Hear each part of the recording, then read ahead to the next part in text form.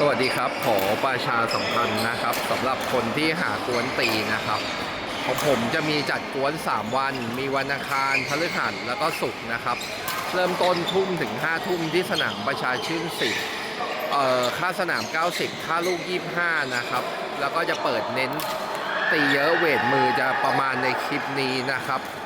วันนี้26คนเราเปิดกัน5สนามนะครับตียาวๆตั้งแต่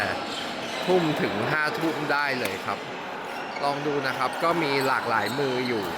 ถ้าใครเวทมือประมาณนี้แล้วไม่มีที่ตีก็มาจอยกันได้นะครับเดี๋ยวแอดไลน์เข้าไลน์กลุ่มได้เลยของผมถ้าใครรู้ล่วงหน้าเนี่ย